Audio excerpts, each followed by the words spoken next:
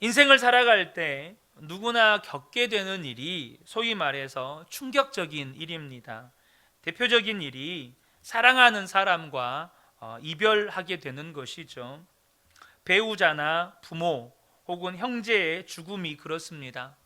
제가 처음 사역을 했던 교회에서 함께 사역했던 여 전도사님이 계셨는데 거의 제 어머니 뻘 되시는 전도사님이셨습니다. 그분이 20살 때 11개월 사이에 아버지 또 친오빠 할머니가 연달아서 돌아가시는 경험을 했다고 합니다. 소위 말해서 하늘이 무너지는 충격과 슬픔을 경험한 것이죠. 그런 충격적인 경험을 하게 되면 대부분의 사람들은 그 상황이 가져다 주는 충격이나 두려움이나 슬픔에 어찌할 바를 모릅니다. 우리가 장례식 한 번을 치를 때에도 유족들은 경황이 없다는 표현들을 사용하죠. 제가 11살 초등학교 4학년 때 처음 경험했던 가족의 죽음, 눈앞에 어머니 품에 안겨 있는 동생의 시신, 그리고 통곡하고 있는 아버지와 어머니, 또 집 주변의 이웃 아주머니들, 정말 비현실적으로 그 상황이 느껴졌습니다. 저희 집은 오랜 시간 슬픔과 우울함이 내려앉았고 그 일후로 아버지는 거의 폐인이 되셨습니다. 어머니는 슬픔을 이겨내지 못하고 한 번씩 이렇게 무너지셨는데 그때마다 통곡을 하셨습니다. 매일 아버지는 거의 매일 술을 드시며 집에 들어오셔서 입버릇처럼 하시는 말씀이 망할 놈의 자식, 망할 놈의 자식, 그렇게 입버릇처럼 그 동생을 그렇게 부르셨습니다. 16살 중학교 3학년 때 주일 저녁 예배를 드리고 집에 돌아왔는데 마당에 모닥불이 피워져 있었습니다. 동네 어른들이 이렇게 집에 모여 있었습니다. 집 안에 대문을 열고 들어서자마자 집 안을 가득 누르고 있는 침울한 분위기. 방에 들어갔더니 눈이 빨갛게 충혈되어서 부어있는 어머니와 누나, 그리고 방 한켠에 이렇게 펼쳐져 있는 병풍, 그 뒤에 뉘어서 이불에 덮여있는 아버지의 시신, 굉장히 비현실적으로 느껴졌습니다. 19살 고등학교 3학년 때 야간 자율학습을 끝내고 독서실에서 공부를 마치고 집에 들어오는 시간이 새벽 2시였습니다. 그런데 집에 문이 잠겨 있는 것이에요. 집에 계셔야 할 어머니가 안 계신 겁니다. 당신은 핸드폰이 없던 시대라 공중전화로 큰 이모님께 전화를 드렸습니다. 큰 이모님이 하시는 말씀이 누나가 아파서 병원에 갔다고 화장실에 열쇠 있으니까 열고 들어가서 먼저 자라는 것이었습니다. 이상한 기분이 들었지만 몸이 너무 피곤하니까 별일 아니겠거니 하고 들어가서 자고 아침에 일어났는데 어머니가 아침을 차리고 계셨습니다. 그리고 하시는 말씀이 어제 누나가 약을 먹었다. 병원에서 가망이 없다고 했는데 다행히 위험한 고비를 넘겼다. 얼른 학교 가야 되니까 밥 먹어라. 그리고 안방에 들어가서 밥을 먹는데 한동안 저의 뇌에서 스위치가 꺼진 것 같았습니다. 그러니까 생각이 작동이 안 되는 거예요. 뭔가 비현실감, 그래서 뭔가 멍한 느낌이 한동안 지속되다가 다시 뇌에 스위치가 이렇게 들어왔습니다. 그러니까 감당할 수 없는 슬픔이 이렇게 저에게 몰려왔습니다. 밖에 계신 어머니가 들으시면 안 되니까 터져 나오는 울음을 들키지 않으려고 입에다가 밥을 꾸역꾸역 집어 넣었습니다. 여러분, 이런 사건은 사실 저만 겪는 일이 아닙니다. 저만 특별한 슬픔을 겪었다고 말씀을 드리려는 것도 아니에요. 시기는 다르고 모양은 다를 수 있지만 이런 일들은 누구나가 다 겪게 되는 충격적인 사건들입니다. 물론 우리가 살아가면서 겪는 충격적인 일들은 사랑하는 사람과의 이별만은 아닙니다. 하루아침에 사기를 당해서 모든 재산을 날려서 거리에 앉게 될 수도 있죠. 여러분, 수년 전에 수조원 사기 사건, 조희팔 씨 맞나요? 그분 사기 사건이 있었죠. 그때 사기를 당하신 분들이 정말 엄청나게 많이 목숨을 끊었습니다. 정말 대한민국 건국 이래 최대 규모 액수의 사기 사건이었습니다. 배가 아파서 병원에 갔더니 암이나 불치병 진단을 받고 시한부 판정을 받을 수도 있고, 갑작스러운 사고로 평생의 장애를 가지고 살아갈 수도 있고, 그토록 신뢰하고 믿었던 사람에게 배신을 당해서 이루 말할 수 없는 상처를 받을 수도 있고, 진짜 지나가는 길에 모르는 사람한테 묻지마 폭행을 당할 수도 있습니다. 여러분, 그렇지 않겠습니까?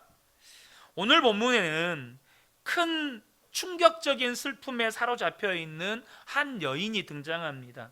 그 여인의 이름은 막달라 마리아입니다. 사실 예수님이 부활하신 날 새벽에 예수님의 무덤을 찾아간 여인은 막달라 마리아만이 아닙니다. 야고보의 어머니 마리아와 살로메, 그리고 다른 여인들이 함께 왔다고 다른 복음서에는 기록하고 있습니다.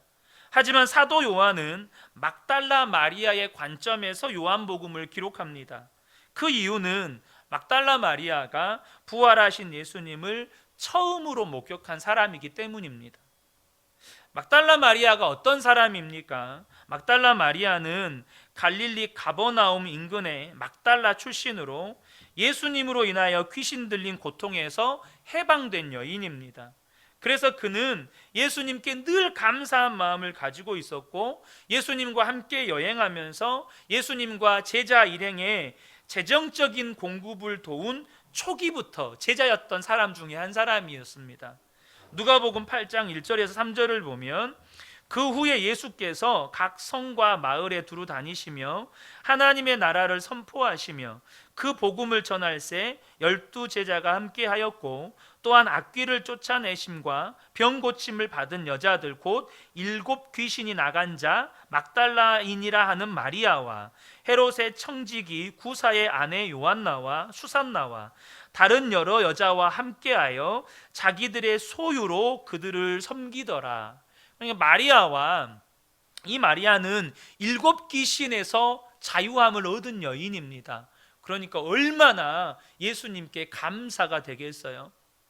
그리고 다른 여인들과 함께 예수님과 제자들의 필요를 재정적으로 섬겼던 여인입니다. 막달라 마리아는 예수님을 진심으로 사랑했던 예수님의 제자였어요. 그래서 대부분의 예수님의 제자들이 도망쳤을 때 이 막달라 마리아는 십자가까지 예수님을 따라갔습니다. 그런데 막달라 마리아는 거기에서 그토록 사랑하는 예수님이 눈앞에서 끔찍한 고문을 당하시면서 온몸이 피투성이가 되고 사람들에게 조롱과 수치를 당하고 그렇게 잔인하게 십자가에서 모든 물과 피를 쏟고 돌아가시는 모습을 목격합니다. 여러분, 완전 충격이죠. 그냥 갑자기 심장마비로 갑자기 돌아가시는 것도 충격인데, 그렇게 사랑하는 예수님이 온몸이 피투성이가 되도록 채찍에 맞고 사람들에게 온갖 수치와 조롱을 당하고 십자가에 잔인하게 매달려서 물과 피를 다 쏟고 돌아가신 겁니다. 여러분, 하늘이 무너지는 것 같은 충격과 슬픔에 사로잡히는 거죠.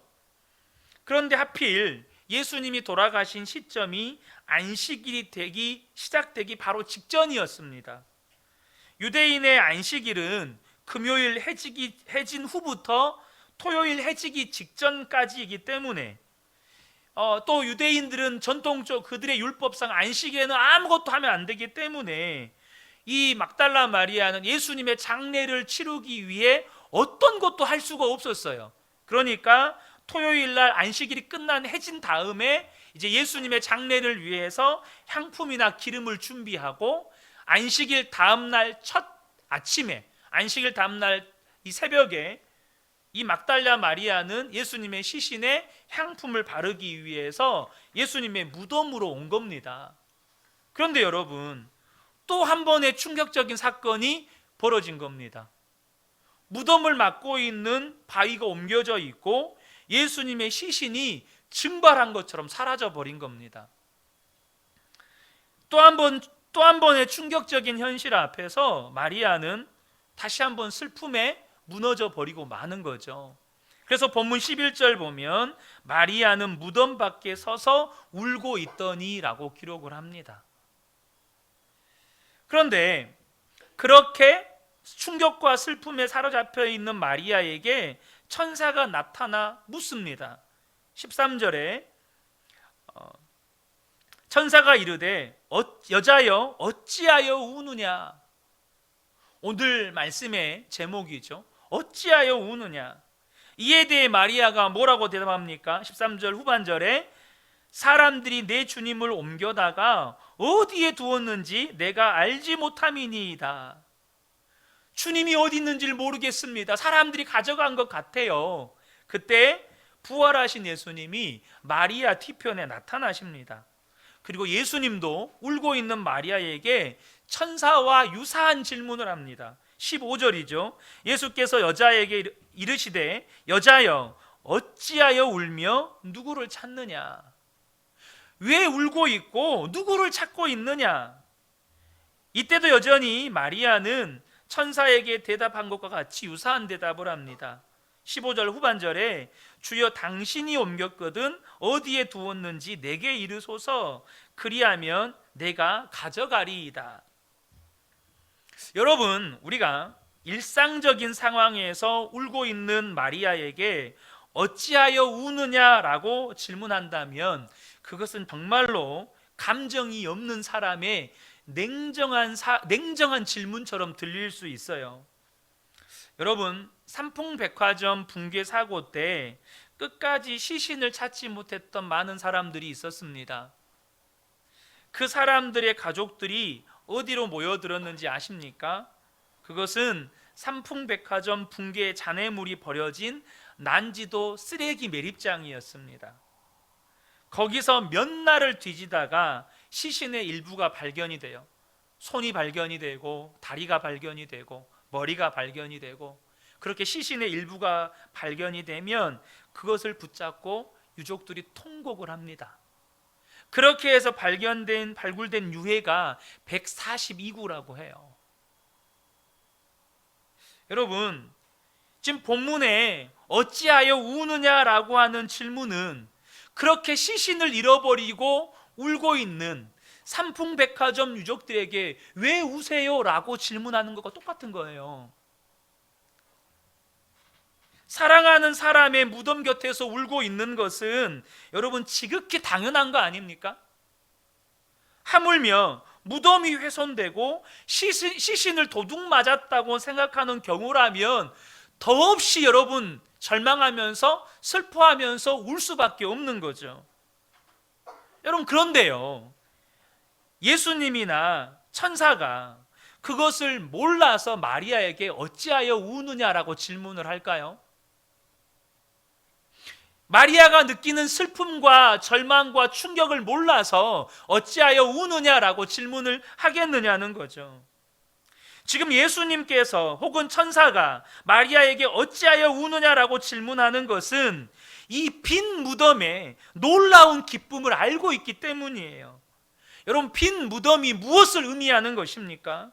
그것은 예수님이 말씀하신 대로 사망 권세를 이기고 부활하셨다는 것을 입증하는 것입니다.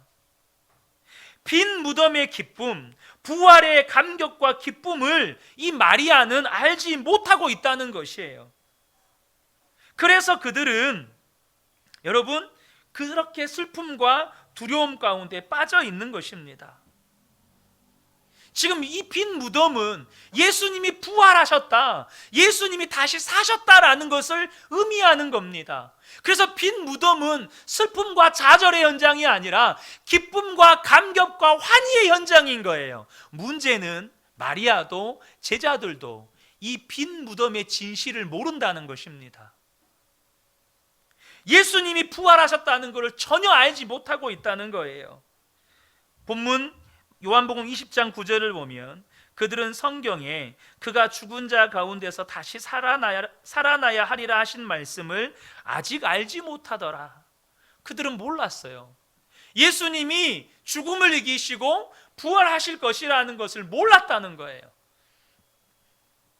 예수님의 시신이 없다는 소식을 듣고 무덤으로 뛰어와 이 빈 무덤을 본 두 제자가 있었습니다. 베드로와 요한입니다. 그런데 그들의 반응이 무엇입니까? 8절과 10절을 보면 그때에야 무덤에 먼저 갔던 그 다른 제자도 들어가 보고 믿더라. 여기서 믿었다는 말은 예수님이 부활하셨다는 걸 믿었다는 말이 아니고 다른 여인들이 전해준 예수님의 시신이 없어졌습니다, 이 말을 믿었다는 말이에요. 그러니까 베드로와 요한이 지금 무덤이 비었다는 것을 확인했습니다. 자, 그리고 나서 그들의 반응은 뭘까요? 10절에 이에 두 제자가 자기들의 집으로 돌아가니라. 무덤이 비었다는 것을 발견한 베드로와 요한의 반응은 뭐냐면 집으로 돌아가는 거였어요.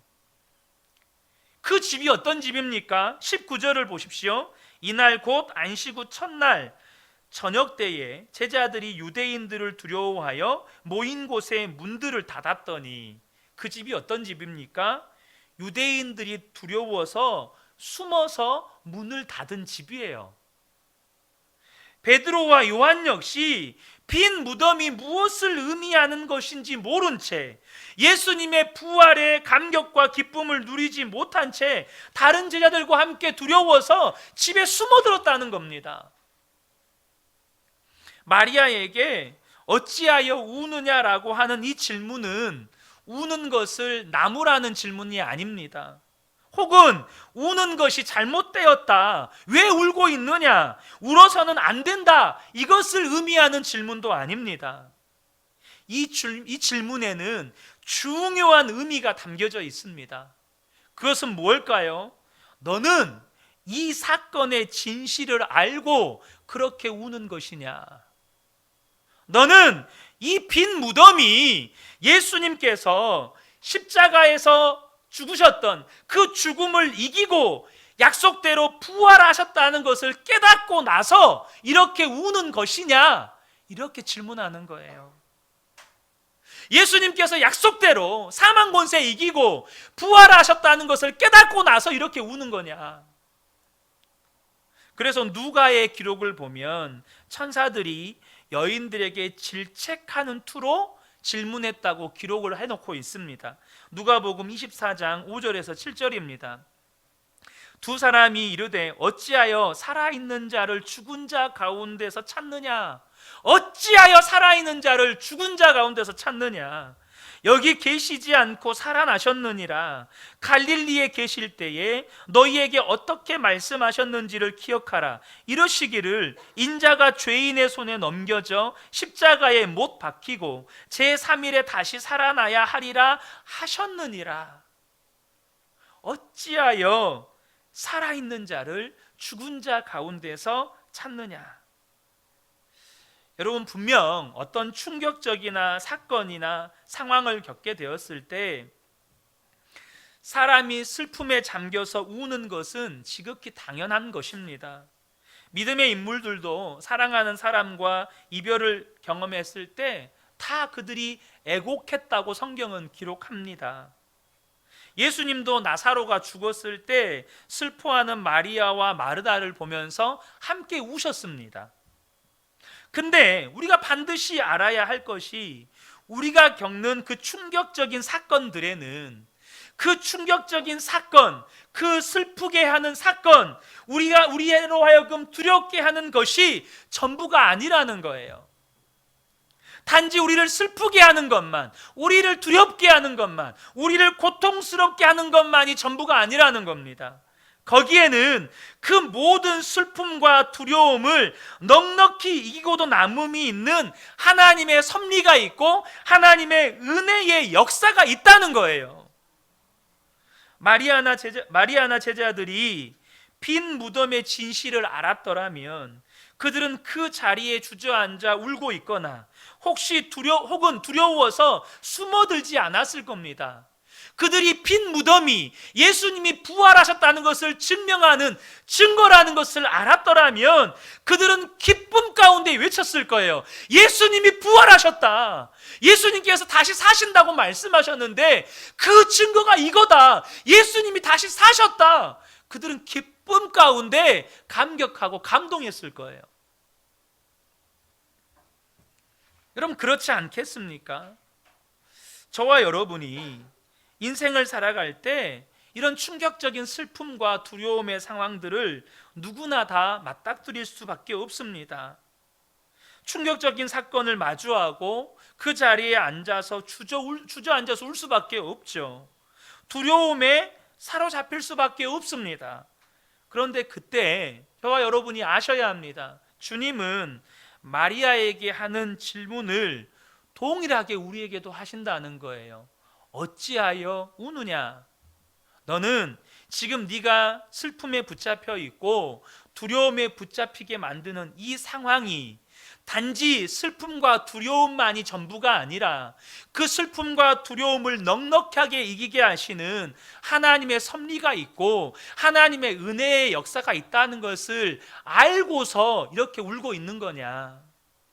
그것을 아는데도 이렇게 절망하고 슬퍼하고 두려워하고 있는 거냐? 하나님이 욥에게 고난을 허락하실 때 고난이 욥에게 허락한 전부가 아니었습니다. 욥에게 충격적인 소식이 연달아 전해졌을 때 욥은 분명히 슬픔과 절망에 사로잡혔어요. 욥기 1장 20절을 보면 이때에 욥은 일어나 슬퍼하며 겉옷을 찢고 머리털을 밀었다라고 기록합니다. 여러분, 그런 소식을 듣는데 자신의 모든 가축들, 모든 재산들이 다 약탈당했다. 종들은 다 죽임을 당했다. 모든 들판의 곡식들이 불태워졌다. 심지어 당신의 자녀들이 폭풍이 불어서 건물이 무너져서 다 죽었습니다. 여러분, 제정신인 부모가 어디 있겠어요? 그런데 고난이 전부가 아니었다는 겁니다. 슬픔과 두려움이 전부가 아니었다는 거예요. 욥의 고난 속에는 욥을 정금과 같이 단련하시는 하나님의 손길이 있었습니다. 시민아, 우리 시영이 좀 깨워줘. 욥기 23장 10절입니다. 그러나 내가 가는 길을 그가 아시나니 그가 나를 단련하신 후에는 내가 순금같이 되어 나오리라. 여러분, 욥의 고난 속에는 욥을 순금처럼 단련하시는 주님의 손길이 있었습니다. 욥은 그것을 알았어요. 그래서 그는 계속 슬픔에 붙잡혀 있지 않았습니다. 좌절과 낙심과 원망과 불평에 주저앉아 있지 않았어요. 욥기 1장 20절에서 22절을 보면 머리를 땅에 대고 엎드려 경배하면서 이렇게 말하였다. 모태에서 빈손으로 태어났으니 죽을 때에도 빈손으로 돌아갈 것입니다.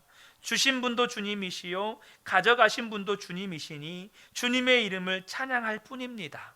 이렇게 욥은 이 모든 어려움을 당하고서도 죄를 짓지 않았으며 어리석게 하나님을 원망하지도 않았다. 여러분, 그는 슬픔과 절망의 자리에서 일어나서 하나님을 예배했습니다. 하나님을 찬양했어요. 죄를 짓지도 않았습니다. 하나님을 향해 원망하지도 않았어요. 고난이 전부가 아니었던 거예요. 슬픔과 두려움이 전부가 아니었던 겁니다. 그런 충격적인 사건, 슬픔과 두려움이 전부가 아니라 그 모든 슬픔과 두려움을 넉넉하게 이기게 하시는 하나님의 섭리, 하나님의 은혜의 역사는 무엇입니까? 바로 그것은 예수님을 새롭게 하는 믿음의 눈을 열어준다는 사실입니다. 마리아는 천사의 질문에 대답을 하고 뒤에 예수님이 서 계신 것을 보았지만 예수님이신 것을 알지 못했어요. 14절입니다. 이 말을 하고 뒤로 돌이켜 예수께서 서 계신 것을 보았으나 예수이신지를 알지 못하더라. 그러니까 천사의 질문에 대답을 하는데 누가 뒤에 온 거예요. 마리아도 그걸 알았어요. 그래서 뒤를 돌아서 봤더니 누가 있어요. 근데 예수님이신데 마리아는 그분이 예수님인지를 전혀 모르는 거예요. 알아보지를 못하는 거예요. 이것은 마치 엠마오로 가는 길에서 두 제자가 부활하신 예수님을 만나고도 눈이 가려져서 예수님을 알아보지 못한 것과 똑같은 거예요. 누가복음 24장 15절 16절입니다. 그들이 서로 이야기하며 문의할 때에 예수께서 가까이 이르러 그들과 동행하시나 그들의 눈이 가리어져 그인 줄 알아보지 못하거늘. 그 알아보지 못하는 것을 지금 누가는 눈이 가리어져 있다라고 소개를 해요. 그러니까 지금 마리아의 상태도 뒤에 부활하신 예수님이 나타나셨고 부활하신 예수님을 보았지만 그분이 예수님이신 것을 전혀 알아보지를 못하는 거예요. 그런데 여러분, 그 마리아를 또 그 제자들을 예수님이 만나 주십니다. 그리고 그들의 눈을 열어주셔요. 20장 16절 18절입니다. 예수께서 마리아야 하고 부르셨다. 마리아가 돌아서서 히브리 말로 라부니 하고 불렀다. 그것은 선생님이라는 뜻이다. 막달라 사람 마리아는 제자들에게 가서 자기가 주님을 보았다는 것과 주님께서 자기에게 이런 말씀을 하셨다는 것을 전하였다. 뭡니까? 주님이 마리아의 눈을 열어주셨고 마리아가 부활하신 예수님을 만난 그 기쁨과 감격 가운데 제자들에게 가서 그 소식을 알려주는 겁니다. 막달라 마리아의 그 슬픔의 현장이 기쁨과 감사와 감격의 현장으로 바뀌는 순간입니다. 이전에 막달라 마리아를 붙잡고 있었던 모든 슬픔을 잊어버리게 만드는 부활의 진실을 대면하여 부활의 주님을 만나는 믿음의 눈이 열리는 순간이에요. 믿는 성도들이 겪는 비극은 이전에 알지 못했던 예수님을 새롭게 알게 해주고 이전에 뜨지 못했던 믿음의 눈을 뜨게 해주는 놀라운 은혜의 기회를 우리에게 제공한다는 겁니다. 이것이 욥기의 결론이기도 해요. 욥은 그 충격적인 고난의 시간을 통해서 이전에 알지 못했던 하나님을 알게 되는 믿음의 눈이 뜨여지는 은혜를 경험합니다. 우리가 한 가지 놓치지 말아야 할 중요한 사실이 있습니다. 성도가 겪는 충격적인 사건과 그 모든 슬픔과 두려움을 넉넉히 이기고도 남음이 있는 하나님의 섭리가 있고 하나님의 은혜의 역사하심이 있다고 해서 모든 성도가 막달라 마리아와 같이 예수님을 새롭게 하는 믿음의 눈을 뜨게 되는 이 은혜를 경험하는 것은 아니라는 거예요. 여러분, 성도들이 경험하는 모든 충격적인 사건은 우리에게 새로운 은혜의 기회를 제공합니다. 기회를 제공할 뿐 모든 성도가 그 은혜의 기회를 붙잡는 건 아니라는 거예요. 막달라 마리아와 함께한 여러 여인들이 있었지만 사도 요한은 오직 막달라 마리아만 기록하고 있다는 사실을 우리가 주목하셔야 합니다. 막달라 마리아에게는 다른 제자들과는 또 다른 여인들과는 다른 점이 있었습니다. 두 가지인데요.